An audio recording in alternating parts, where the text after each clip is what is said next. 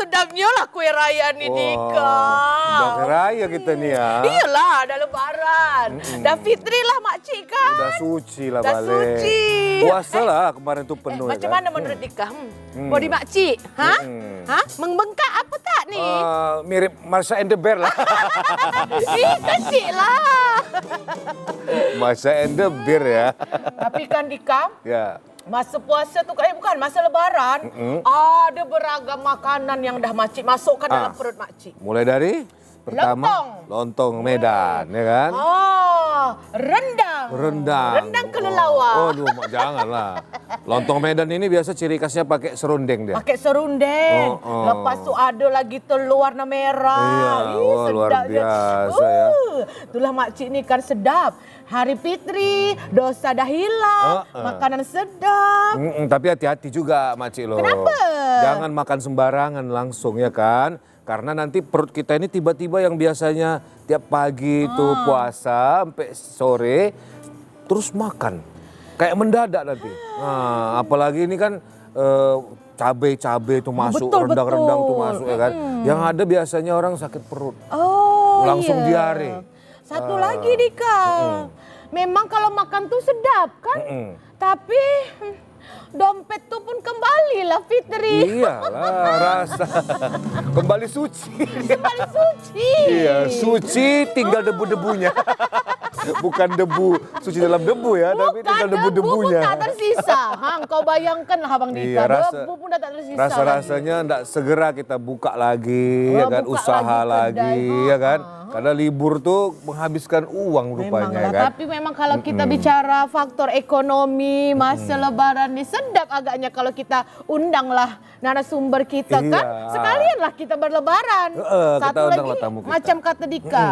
Dari kesehatan, macam mana kalau kita banyak-banyak makan nih. Betul, itu perlu tuh. Karena bisa jadi nanti sakit perut. Betul. Atau ada naik gulanya kalau yang senior. Tangan jegang-jegang. Iya, jegang-jegang ya. Apalagi pas mau ngeluarkan duit kan. Jegang-jegang gini dia kan. Bergetar. Iya, kita panggil lah tamu Mbak Cilong hari ini, ya kan. Itu ada Dokter Riri dan Bang Ben. Silakan masuk. Hai. Selamat datang Dokter Riri. Saya Putri Indonesia ya. Assalamualaikum. Iya. Sungguh cantik dan tampan ya undangan kita. Assalamualaikum Dokter Riri. Waalaikumsalam. Minal aidin wal faizin. Silakan. Saya sini. Iya. Inilah warung kita nih ya kan. Iya kan Dika. Selamat lebaran ya Dokter. Abang Ben. Maaf dan batin ya. Sebelum kita mulai pulanya kita ucapkanlah dulu minal aidin wal faizin. Mohon maaf lahir dan batin. Iyalah. Dan bersihlah hati kita. Bersih hati. Bersihlah dosa-dosa kita. Dosa kita suci. Sebab kan makcik ini suka kelantaman muncung kadang. Apa kabar Bang Ben, sehat? Ya, alhamdulillah sehat. Kak Riri sehat? Alhamdulillah ya. Udah hari raya ini kita semangat baru lagi. Iya. Tengoklah cantik baju dia. Baju hari raya nampaknya. Yelah baru dapat THR. Akhirnya luar biasa ya kan. Ingat Pak Cilong, memang dosa dimaafkan pemirsa ya. Tapi utang tetap bayar. Utang tetap. Bukan berarti utang lunas. Kan? Lain lah. Makcik ini pun agaknya mau cari KTP. Kejap lagi nih. Untuk ini ya. Untuk ini. Oke, kita mungkin ke mana dulu? Langsung ke Bang Ben dulu lah ya. Karena ini Bang Ben ini masalah ekonomi. Nanti kesehatannya akan disambut oleh Kak Riri. Bang Ben, ini udah lebaran ya kan? Kita udah berlebaran, sudah berhari raya, berkunjung ke sanak saudara dan handai tolan ya kan. Pasti apa yang ditabung itu habis ya kan. Habis luluh lantak dia. Seperti serangan rudal si jin itu. Habis rata dia ya. Nah, jadi bagaimana mungkin dari sisi ekonomi supaya jangan sampai terlalu boros, terlalu menghambur-hamburkan uang. Memang konsumtif bagus juga supaya berputar ekonomi kan Bang Ben. Tapi alangkah baiknya kalau ketika setelah selesai lebaran kita masih bisa bernapas. Oh iya. Nah, silakan Bang Ben. Jadi sebenarnya ngatur napas panjang kita dari sisi isi dompet kita itu pada saat hari lebaran ini itu ditentukan pada saat kita berbelanja setidaknya tuh 1 minggu sebelum lebarannya. Jadi kalau masyarakat ya sebelum lebaran kemarin itu melakukan penghematan ya tidak belanja seperti sesuai dengan kebutuhannya aja gitu kan ya. Itu biasanya sih punya ini ya, masih punya tabungan yang bisa digunakan untuk kebutuhan-kebutuhan yang akan datang. Tetapi fakta menunjukkan masyarakat itu pada saat seminggu sebelum Lebaran itu belanjanya itu mengalami peningkatan yang cukup tajam. Ya, salah satunya itu yang kita dapat tuh datanya ayam itu mengalami peningkatan penjualan sekitar 30-40% sebelum Lebaran ya. Jadi artinya ibu rumah tangga itu kadang-kadang juga nyicil nih, juga sudah nyicil. Ya kan, pada saat dia nyicil, terus nanti pada saat digunakan untuk dikonsumsi pada saat hari Lebarannya. Nah, kondisi seperti itu umum terjadi pada masyarakat mungkin kita. Gini Bang Ben, saya potong sedikit. Mungkin karena hari pertama, kedua, ketiga pasar belum buka sepenuhnya. Jadi emak-emak nih, ya kan? Dia simpan barang. Ayam sama kandang-kandang ayamnya.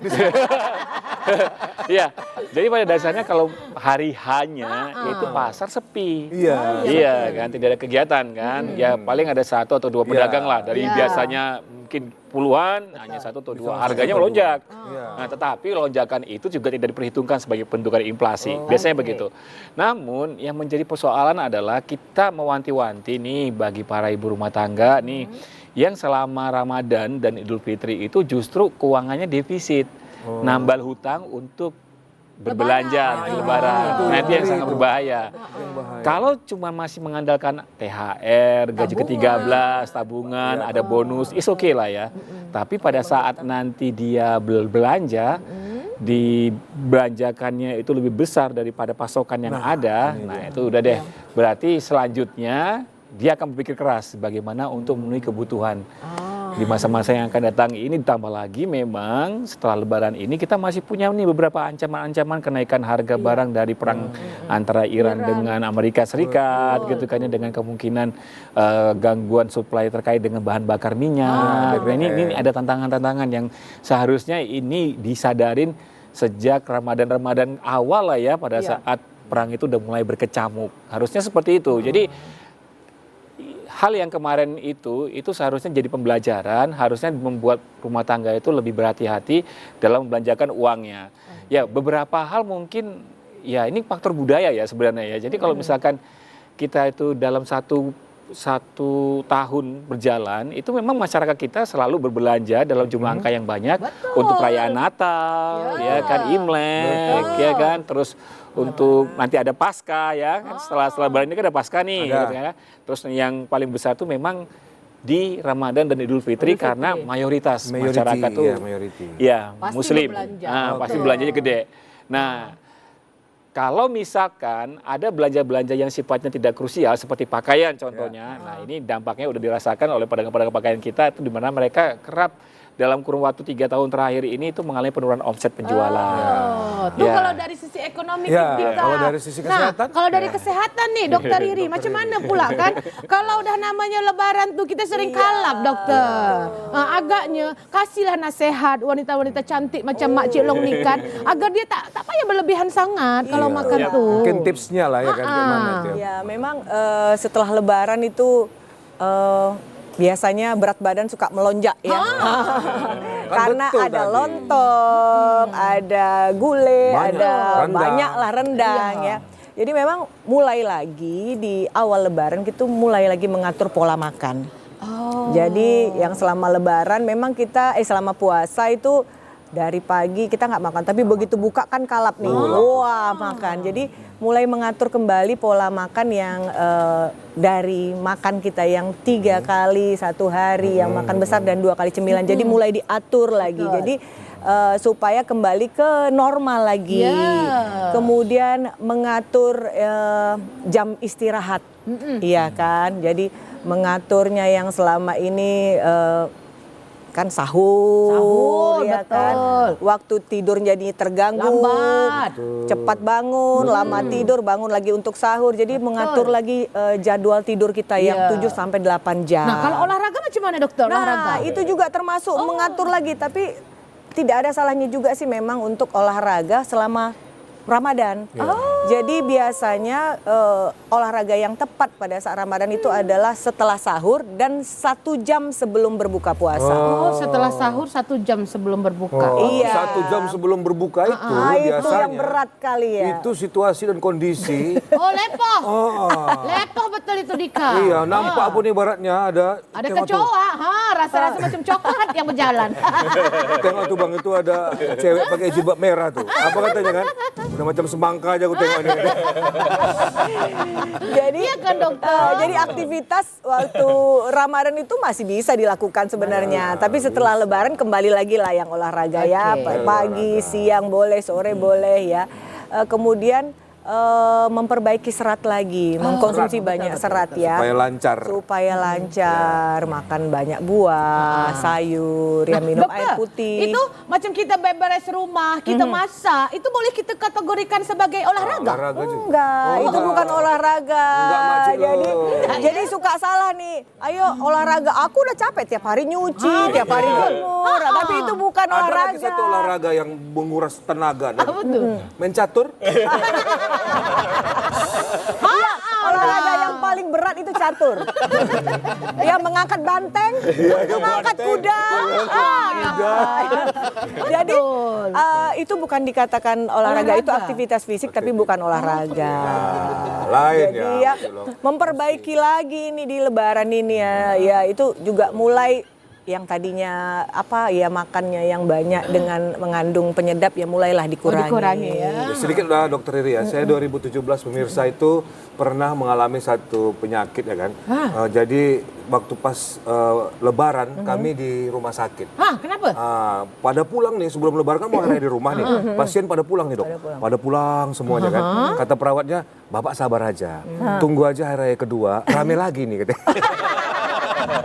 Artinya setelah makan Iya, DM, ya hipertensi, DM semua naik. mencret, ya semua makan manis dimakan semuanya. Itu biasanya memang kunjungan pasien ke rumah sakit itu setelah Lebaran meningkat karena banyaknya makan yang tidak terkontrol. Tahu lah gitu kan, ya. maka namanya keluarga. Sikit aja tuh, sikit aja katanya. Sikit makan durian rupanya satu buah tuh dimakan.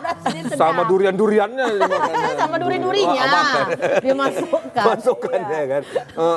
Nah, kalau Bang Ben kan dari segi tadi mungkin jangan sampai kita ngutang lah kan, untuk keperluan Lebaran ini. Ibaratnya ada tanggapan ini di luar sana yang saya lihat sebagai jurnalis ini pemirsa kan. Karena situasi perang ini kita kumpulkan aja, stok aja, nanti tiba-tiba nggak ada lagi bahan pangan katanya gitu Bang Ben. Panik baik. Ini kan bisa mempengaruhi inflasi pastinya kan. Karena rame-rame membeli bahan pokok yang tidak harusnya dibeli pada saat itu kan. Gimana Bang Ben menyikapinya? Iya, ada baiknya sih yang ditimbun tuh bukan barangnya, tapi yang ditimbun tuh uangnya. Nah, jadi banyak-banyak berhemat sih sebenarnya harusnya begitu. Kalau kita ngelihat ya dari perkembangan harga belakangan ini itu memang kecenderungannya itu beberapa komoditas pangan itu relatif stabil selama Ramadan. Jadi ini sebenarnya mengindikasikan bahwasanya ada upaya-upaya dari pemerintah itu yang mampu mengendalikan harga tersebut.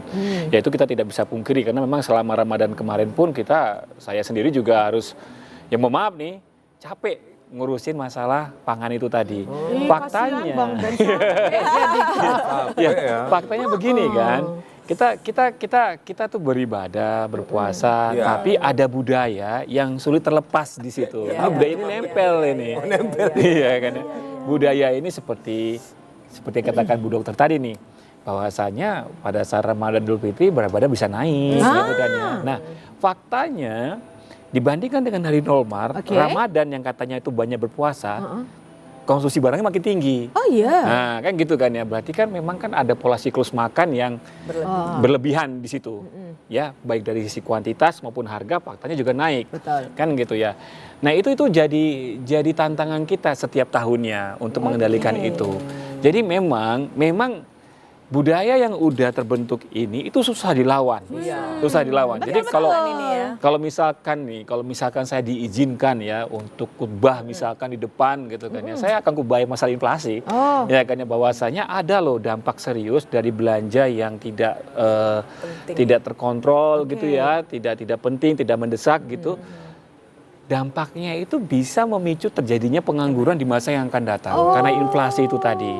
Itu kalau dijelasin panjang nih, ya kan. Tapi kan kita kan nantilah waktunya sesinya kapan lah gitu kan. Betul. Nanti datang lagi ke warung Makci ya Bang Ben ya penjelaskan. Jangan lupa bawa ini. Iyalah, bukan. Buat bantu-bantu warung Makci nih kan.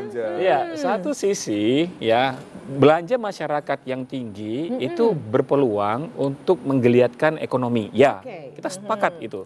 Kita sepakat.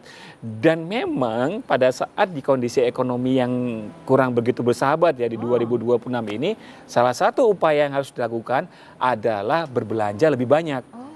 Tetapi ini harusnya dilakukan oleh masyarakat menengah ke atas.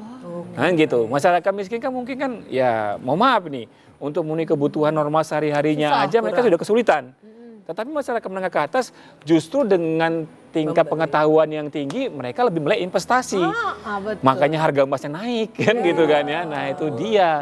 Jadi ada gap yang memang ini kalau saya sendiri juga masih kesulitan ini untuk nutup gap itu kayak gimana gitu kan ya.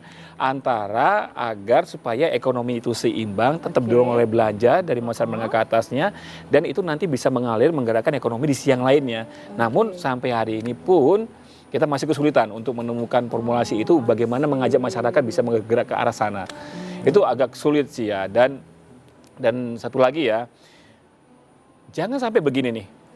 Menjelang saat Ramadan dan Idul Fitri, belanjanya banyak, makannya banyak, penyakitnya banyak, dirinya nggak di-cover sama asuransi kesehatan. Begitu sakit dia akan jual asetnya semuanya, dia jatuh miskin di situ. Nah ini yang lebih berbahaya. Ini riset ya. Itu yang banyak yang terjadi di lapangan, betul. Jadi ada riset yang dilakukan gitu kan, dipublikasikan bahkan. Saya lupa yang membuat riset itu siapa. Dan dia menyatakan begini, di saat kondisi masyarakat miskin tidak tercover dengan asuransi dan mengalami penyakit-penyakit sulit, di saat itu dia akan berupaya untuk menghabiskan semua asetnya demi menyelamatkan dirinya. Alhasil nggak apa-apa jatuh miskin, yang penting masih bisa hidup. Nah, itu kalau bisa dijadikan pembelajaran lah ya, dirubah ya pola-pola seperti ini ya. Karena kan ada ya asuransi yang diberikan subsidi oleh pemerintah kan ada gitu ya. Coba manfaatin itu. Jangan sepele dengan yang kayak begituan. Jangan sepele masalah kesehatan. Kesehatan yang rumit diatasi oleh masyarakat miskin tertentu itu bisa berdampak pada kemiskinan struktural yang dia akan hadapi dalam jangka waktu yang akan lama. Tapi kan Bang Ben, macam mana lah dia aja udah miskin. Mana pula dia terfikir mau asuransi lagi. Nah itulah dia, memang ada baiknya pemerintah mampu mendata itu semua ya. Betul. Ya kita harapin seperti itu. Kan kita kemarin kan Ramadan ini kan sebenarnya kan ada bantuan dari Bulog gitu kan ya, jumlahnya besar gitu kan ya. Kalau bijak masyarakat yang bijak dia akan mengalokasikan sebagiannya untuk ditabung untuk kebutuhan-kebutuhan lain yang lebih mendesak nantinya. Oke, kita jeda dulu ya. Semakin seru perbincangan kita hari ini. Luar biasa, ternyata sehat itu mahal. Mahal. Baik, kita akan kembali saat lagi. Mana kita Titik kumpul.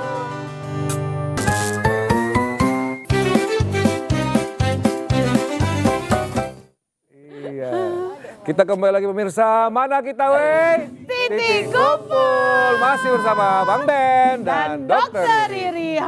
Abang Dika, Ya, Makci hari ini kan semangat sebab ada Dokter Riri yang datang di sini menjelaskanlah kesehatan lepas lebaran macam mana. Inilah dokter. Makcik ni kan suka tegang daerah belakang nih dokter. Lepas tu pinggang linu-linu. Ni betis pun dah naik terus semua. Macam mana lah kira-kira agaknya kenapa lah suka tegang bagian belakang nih dokter? Kenapa tuh dokter itu? Horden nggak? Betul horden. Iya juga ya. Betul. Sakit itu. Iya betul. Jadi ya itu tadi ya. Lebaran pertama, lebaran kedua ini lagi banyaknya lontong, ya kan? Yang makanan manis-manis, cake, puding, ya kan? Kue lebaran, nastar, ya kan? Satu kan nggak terasa nastarnya ya 5. Jadi memang itulah yang harus kita jaga. Jadi kalau mau makan lontong secukupnya aja, ini nggak dari pagi sampai malam lontong terus. Itu santan yang lomak yang kental itu membuat pusing juga tuh. Kolesterolnya bisa naik, tensinya bisa naik. Apalagi yang agak susah tuh Dika, sebab nanti tetangga sebelah sini ngantar lontong. Sebelah sana lontong kacang, sebelah sini lontong Padang. Aduh.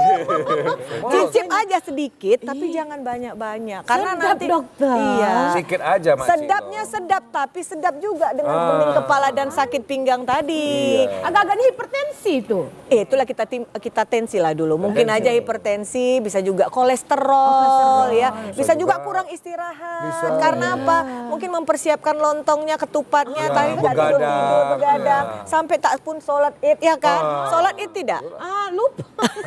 Tertidur Mak Ci. Itulah kan Mak Ci. Jadi memang harus mulai dijaga makannya, walaupun lebaran pertama itu banyak hidangan-hidangan manis, Sedap-sedap. hidangan-hidangan yang bersantan. Jadi memang dikontrol. Kalau nggak dikontrol, waduh, nanti kita hari Bahaya, ketiga ya? udah penuh rumah sakit. Iya, Oke, betul juga. Si Rian tuh dari ujung sana kan, Bang Ben. Dia ada anak bertanya nih, sebab dari muka dia nampak dia punya dompet dah Fitri juga nih. Tahu aja nampak-nampak muka-muka mau nanya dia. Iya. Jadi Silakan. gini, awak ini agak bingung juga lah. Kenapa kan? Karena ibu-ibu ini sekarang panik. Banyak kali beli barang yang kayaknya Nggak perlu gitu. belum perlu gitu. Belum perlu gitu. Jadi kadang THR seberapa gitu kan. Belum lagi nanti jumpa anak-anak kita harus ngasih. Ya kan uang THR kan. Nah, gimana ya kira-kira Tulis Bang? saja di situ, maaf Anda belum beruntung. Coba lagi. Mau jumpa anak kecil aja takut. Kita yang paling ditakuti lebaran itu jumpa anak kecil. Oh iya, Ya kan? iya. Nah, jadi kayak mana lah ngatasin supaya istri ini jangan panik dia. Apa-apa dibeliin gitu kan. Ya itu seperti tadi takut jadinya setelah lebaran berutang pula kan. Itu Bang Ben. Nah itu satu. Baru kan Dok, sekarang ini kalau puasa pola makan, pola tidur, pokoknya pola hidup lah. ya Berubah kan? lah waktu puasa. Berubah. Gitu ya Raya. Nah jadi nanti gitu ya Raya mau berubah lagi kan. Susah balikkan dia. Kayak mana tuh Dok? Oh, susah balikannya. Balikkan Balikkan pola. aja gini. Ya kan? Hidup Ada si Rian ini tipsnya nggak, telenovela Dok, kira-kira? betul ya. Iya, betul hidupnya ya. Jadi saya Mungkin jawab dokter dulu. silakan.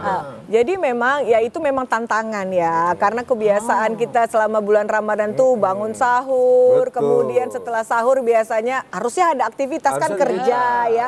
Kadang-kadang kita Tidur karena lagi. tidur lagi, akhirnya polanya jadi berubah dan susah merubahnya. Tapi kalau kita aktivitasnya seperti biasa, insya Allah cepat lagi Aman sih ya. kembali aman. Ada juga gini kan, aku olahraga kok setelah apa itu setelah Iya, setelah sahur. subuh, setelah sahur olahraga. Tapi dia dalam mimpi. Oh iya, bisa juga, bisa. Oh, apa itu? Jadi memang mengembalikannya susah-susah gampang. Tapi memang kita harus mengembalikan, karena kan kita cuma Ramadan cuma 1 bulan. Betul. Nanti 11 bulan lagi kita harus pola hidupnya kembali normal. Karena yang membuat sakit itu pola makan, Polanya. pola hidup. Betul. Jadi 2 ini yang harus kita perhatikan dan dijaga baik-baik. Karena mungkin, apa? oke. Karena itu tadi nanti kalau polanya salah nanti bisa jadi penyakit. Oke. Siap. Oke Bang Ben mungkin Silakan Bang gimana Ben, siasatnya kasih ini? tanggapan. Iya. Sebenarnya gini ya, kalau kita bicara ekonomi itu, kalau misalkan ya Mak Ci ini menghabiskan uangnya berbelanja, itu akan jadi keuntungan bagi orang yang menerimanya pada saat dibelanjakan uang Muter itu dia, tadi. muter jadinya. Uang itu berputar, ada keuntungannya. Tetapi satu hal pada prinsipnya, saya tuh pada saat udah belajar tentang ekonomi, saya tuh selalu diajarkan banyak hal, salah satunya tentang kesehatan. Kalau kamu punya banyak uang, segala suatu masalah tentang kesehatan itu besar kemungkinan akan kamu bisa atasi. Tapi kalau kamu tidak punya uang sama sekali, penyakit apapun akan muncul dengan sendirinya. Nah, itu dia. Jadi prinsip-prinsip itu sebenarnya pada saat saya sudah terjun ke ekonomi gitu kan ya, hal yang paling mendasar yang diwanti-wanti sama banyak manajer investasi atau mungkin manajemen keuangan, ahli keuangan adalah bagaimana kita bisa menjaga diri kita agar uang itu bisa menyelamatkan kita. Itu yang utama. Jadi jangan berpikir bahwasanya ada uang terus lantas kita mikir beli rumah, beli mobil, itu yang skala prioritas. Itu kebalik itu. Jadi pastikan uang itu mampu menyelamatkan kita dulu dari sisi kesehatan. Investasi. Caranya investasi ke produk-produk asuransi. Kalau memang itu terlalu mahal, ada BPJS. Kan gitu kan ya. Nah kan begitu tuh. Kan begitu. Baru selebihnya kita mikir yang lain. Jika kita melanggar salah satu prinsip yang tadi bahwasanya pada saat kita tidak punya uang dan kita rentan terkena penyakit, disitulah sebenarnya potensi masalah yang akan lebih besar yang akan berpeluang muncul di masa yang akan datang. Makanya ada baiknya pada saat mau berbelanja, pikirkan dulu dirinya. Dilihat dulu dirinya, sebenarnya aku ini punya potensi beresiko nggak terhadap masalah gangguan keuangan di masa yang akan datang. Sekalipun terlihat sehat hari ini gitu kan ya, tetapi jangan salah, penyakit itu kan bisa muncul tiba-tiba. Tapi pada saat dia kecelakaan atau apapun itu loh, yang di luar proyeksi kita gitu kan ya, makan terlalu banyak selama lebaran, bukan nggak mungkin juga penyakit kan. Nah kalau itu tidak pernah bisa kita cover, ada baiknya janganlah berbelanja hal-hal yang nggak perlu. Sebenarnya kita Bang Ben, bagi laki-laki, kami bagi laki-laki kan, itu menahan. Tapi para istri itu, itu yang dia kalimatnya ada kalimat yang membuat kita langsung mati kutu. Tapi sebaiknya di 2026 ini sebaiknya membeli barang itu sesuai kebutuhan bukan keinginan. Itu sebenarnya. Kalau kita sekarang ini kedinginan. Iya. Kali studio kita. Bukan. Kalau tadi Bang Ben cerita, nanti pakailah asuransi. Nih Bang Ben, makcik cakap ya, tetangga makcik tuh, dia pakai asuransi, ketipu Bang Ben. Carilah yang begitu. Itu ya kan Rian. Rian tuh sempat tuh Bang Ben, dia habis lah main asuransi, lepas tu dia potong auto debit kan, Bang Ben. Lepas tu udah tak nampak lagi duit tuh. Kan makanya sedih. kata Bang Ben tadi, kalau nggak sanggup asuransi, ada BPJS. Nggak sanggup BPJS, nanti ada satu lagi nama produknya, Kolu. Apa itu? Kolu innalillahi wa Abang Dika nih. bercanda, Makcik. Takut makcik kan, Rian. Apa katanya kalau suami-suami ini kan, abang udah nggak sayang lagi sama adik. Gitu. Makanya biasanya mama-mama yang pintar, terutama mama-mama di kota Medan Sumatera Utara, dia tidak ke mall belanjanya. Kalau nggak ada duit. Pergi dia ke Pamela, pajak melati. Iya. Atau tuh, ada lagi tuh tetangga makcik. Roma, sudah nampak hilal Roma. Sampai ada tarian menyambut THR dulu ya kan. Kemarin tuh kan. Menyambut THR ya gini-gini. Ada saja lah memang. Tapi memang mungkin Dokter Riri dan Bang Ben ya kan. Indonesia ini termasuk negara yang paling happy ya kan. Orang udah perang-perang rudal sana ya kan. Kita masih makan lontong. Santai aja ketua katanya ya kan. Ada tak Dokter Riri tips dan trik yang memang buat makcik ini kan, bukan hanya buat makcik, buat masyarakat di luar sana yang dia memang orang-orang yang tak boleh tahan selera tuh, apa yang membuat kita boleh bertahan untuk tidak menikmati makanan-makanan sedap waktu lebaran? Atau ada alternatif caranya gitu biar jangan tergoda dengan itu gitu. Sebenarnya ya memang dari diri kita sendiri juga ya. Juga diri sendiri. Jadi walaupun nanti kita kan namanya lebaran, pergi ke tempat mertua, ke tempat keluarga, ke tempat sepupu, kan kita dihidangkan nih. Namanya adat istiadat dan budaya, dihidangkan nggak mungkin nggak dicicipin. Tapi boleh dimakan, tapi dicicipin aja. Tidaklah pula nanti mak sedap ini baliklah tambah lagi, ambil lagi. Bawa plastik pergi ke kami ini sana, katanya. ya kan. Jadi membentenginya memang diri kita. sendiri. Jadi kita udah sakit ini bahaya. Jadi cuma makan seadanya, menghormati orang yang kita. Iya, jadi kita kunjungi. kalau dari diri kita yang nggak mengkontrol susah memang. ya? Ingat saya Dokter Riri kan pada saat misalnya berobat ke luar negeri itu bukan hanya pasien yang diedukasi mengenai kesehatannya, tapi keluarga gitu kan. Karena yang ingin sembuh itu kan keluarganya sebenarnya yang ingin sembuh. Capek juga menjaga yang sakit ini luar biasa capeknya. Sampai ibaratnya mungkin porsi garamnya dikurangi gitu ya kan. Ya memang rentan lah kita diejek makcik lo. Kenapa masakan begini tak asin rasanya katanya. Tak sedap, tak lembut. Kita jawab lah kalau mau asin ke laut aja lah. Iya itu Jadi karena memang keluarga ini ya. Iya betul. Keluarga ini memang agak sulit makcik lo. Intinya pengendalian diri. Intinya kacamata. Sudah. Intinya, yang intinya adalah tepung terigu gitu ya.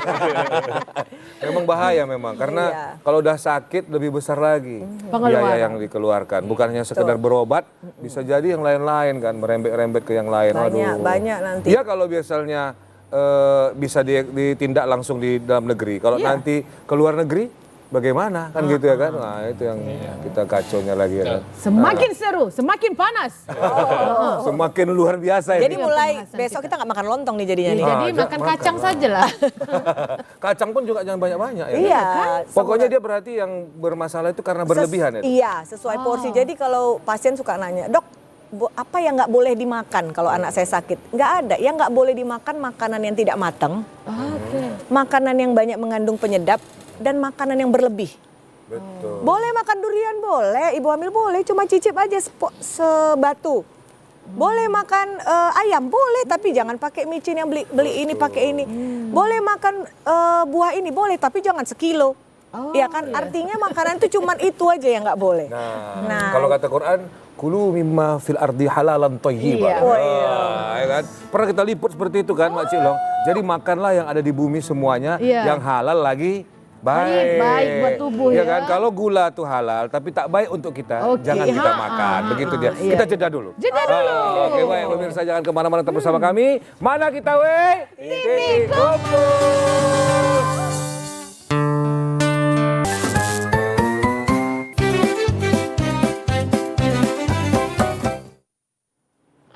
Baik, kita kembali lagi pemirsa. Mana kita Titik Kumpul. Masih bersama Bang Ben dan Dokter Riri. Nah, walaupun ini dah lebaran, kan Bang Ben sama Dokter Riri itu udah selalu makan lontong. Kali ini sebab dah warung singgah di warung Makci. Cobalah pilih makanan apa yang nak dirasa.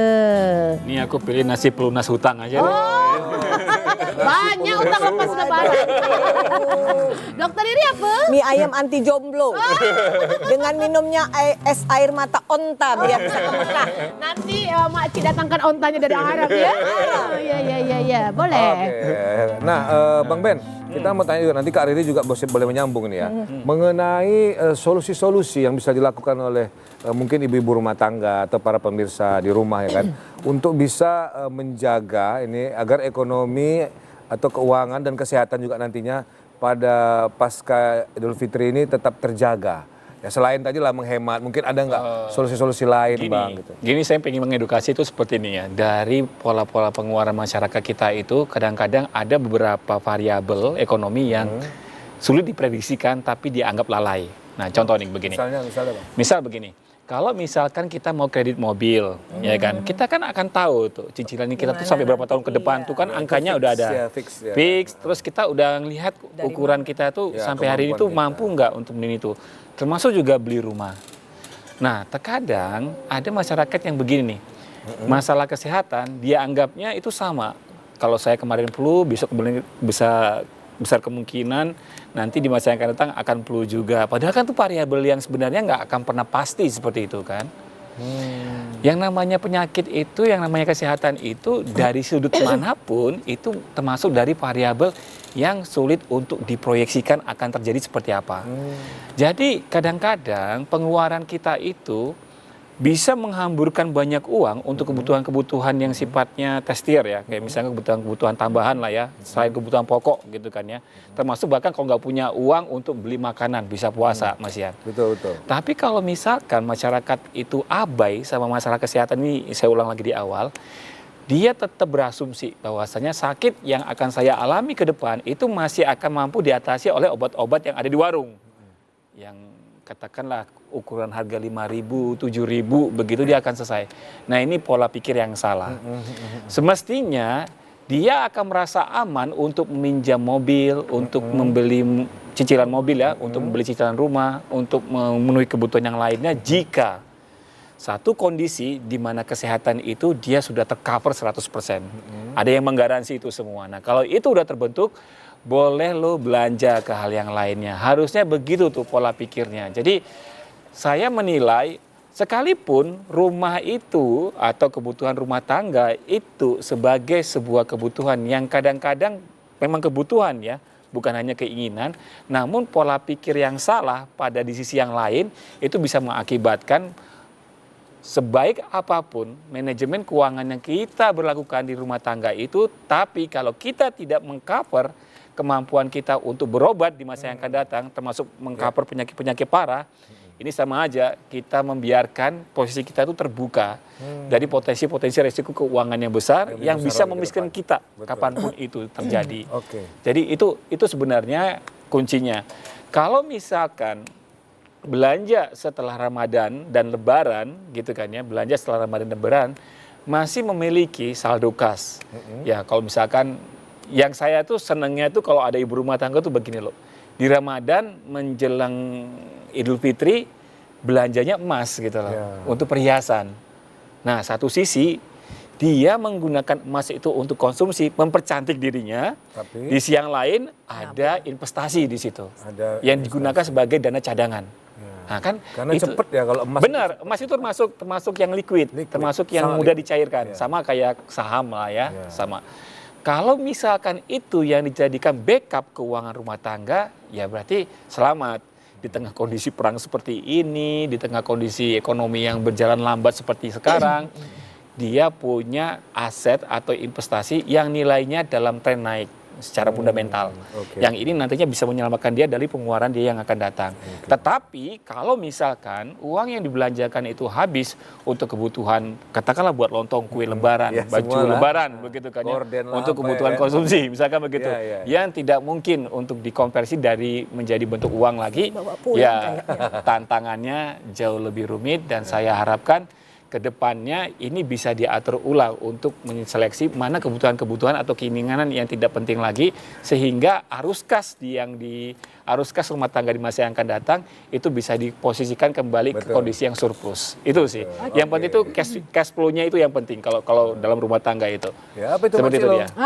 Inilah. Sebab kan Makci dah siapkan juga nih kan Abang Ben sama Dokter Riri nanti nak pulang. Nah, Makci bawakan lah nih kan ketupat. Nih ketupat rendang kekelawar, Dokter. Kan biar nanti sedap kan sampai rumah. Ini Dokter Riri mungkin yang mau saya tanyakan, kan kita kadang-kadang rilis dari kesehatan itu kadang-kadang kita membuat berita untuk masyarakat tuh menyiapkan obat-obatannya kan karena kan tutup kan nanti misalnya apoteknya atau dokternya juga berhari raya. Nah mungkin itu salah satunya atau ada yang lain lagi dokter yang harus disiapkan oleh para pemirsa yang menderita penyakit ini agar dia sehat pada Lebaran dan pasca Lebaran. Jadi kita mengedukasi orang tua ya untuk tetap juga mengkontrol anak-anaknya yang makan yang manis-manis, ya minum yang dingin-dingin, minum yang warna-warni. Jadi dimulai dari kita aja sebenarnya, dari keluarga di rumah. Jadi jangan menyediakan makanan-makanan sejenis itu. Karena nanti anak-anak itu di rumah kayak minum air putih aja nanti ambil, makan semua. Karena nanti efeknya biasanya di Lebaran 5-7 hari itu sudah mulai penuh rumah sakit. Dipenuhi anak-anak yang sakit, mencret, batu, nyeri tenggorokan. Jadi ya memang harus dikontrol dari orang tuanya. Dan untuk pasien-pasien yang mempunyai penyakit-penyakit yang memang harus mendapatkan obat setiap hari sampai misalnya 6 bulan obat rutin, memang kita harapkan mereka datang seminggu sebelum Lebaran supaya persediaan obatnya tuh harus tetap ada karena kalau putus efeknya nanti susah. Misalnya pada anak epilepsi bisa kejang anaknya, pada orang TB bisa TBC bisa nanti pasiennya mengulang lagi dari awal. Jadi biasanya kita edukasi nanti Bu seminggu sebelum Lebaran kita penuhi obatnya untuk 1 bulan ke depan agar tidak terputus obat-obatannya. Penting itu Mbak Cila. Penting, betul-betul. Nanti dia butuh udah habis gitu kan ternyata mungkin dokternya atau apoteknya sedang tutup. Dan apabila misalnya terjadilah sesuatu hal, misalnya pergi kemana obatnya hilang atau datang ke IGD rumah sakit supaya bisa menyambung obat sementara waktu selama seminggu ke depan. Oh begitu. Gitu antisipasinya. Jadi biasanya kan penyambung obatnya di poli anak gitu, di poliklinik. Tapi ya kan? Kalau terjadi sesuatu habis obat hilang, terjatuh, lepas kemana, langsung aja datang ke IGD. Karena mereka nanti akan tutup polinya, ya udah nggak bisa datang, akhirnya nggak minum obat. Bahaya. Jadi saya sarankan untuk pergi ke IGD, instalasi gawat darurat, supaya mendapatkan obat paling tidak 1 minggu atau 3 hari untuk menyambung obat yang hilang atau putus tadi. Baik, ini sudah di akhir kita, Dr. Riri dan Bang Ben. Mungkin kita berikanlah kesempatan sekilas saja ya Bang Ben ya, secepat saja biar bisa memberikan closing statementnya dari Bang Ben, lalu nanti ditutup oleh Kak Riri nanti ya. Silakan Bang Ben. Iya, jadi kalau misalkan ada ibu rumah tangga ke depan setelah Lebaran, coba mulai hal-hal kecil yang sederhana seperti begini. Menghitung harus cash flow keuangan keluarganya. Contoh, misalkan saya sudah di Lebaran ketiga nih hari ini gitu kan ya. Nanti di bulan April kira-kira gajinya itu masuk berapa? Terus ada penghasilan tambahan tidak? Pendapatan dari sisi misalkan punya lahan sawit, misalkan gitu berapa masuknya berapa? Terus coba dihitung pengeluaran untuk keluarganya berapa? Diestimasikan kira-kira cash flow-nya itu positif atau negatif. Oh jangan-jangan defisit gitu kan ya. Nanti kan misalnya uang tambahannya ada pemasukan dari MBG misalnya. Ya, MBG bisa dimasukin. Jadi kalau misalkan MBG dianggap sebagai pergantian dari cash flow yang masuk. Misalkan MBG masuk 10.000 nih. 10.000 terus dialokasikan untuk penghematan 10.000 uang jajan anak. Coba itu semua dihitung. Pada saat itu nanti dihitung, tinggal kelihatan tuh nanti kanan kirinya. Oh, pengeluarannya di sini, pendapatannya di sini, nanti tinggal kelihatan. Oh, ternyata saya harus ngelakuin apa di situ. Nanti akan kebaca sendiri. Itu sederhana sebenarnya. Silakan Kak Dr. Riri. Saya sarankan kepada orang tua untuk tetap waspada terhadap anak-anak yang makan manis, yang minum manis, minum berwarna, karena nanti efeknya akan membuat anak-anak menjadi mencret atau batuk selama Lebaran. Akhirnya nanti Lebarannya nggak nikmat, anaknya sakit semua. Itu saja. Oke, terima kasih Bang Ben. Terima kasih Bang Ben, Dr. Riri. Pemirsa, di akhir ini kami tetap mengucapkan selamat Hari Idul Fitri. Mohon maaf lahir batin. Lahir dan batin. Sampai ketemu lagi di hari berikutnya. Mana kita titik kumpul. Dadah.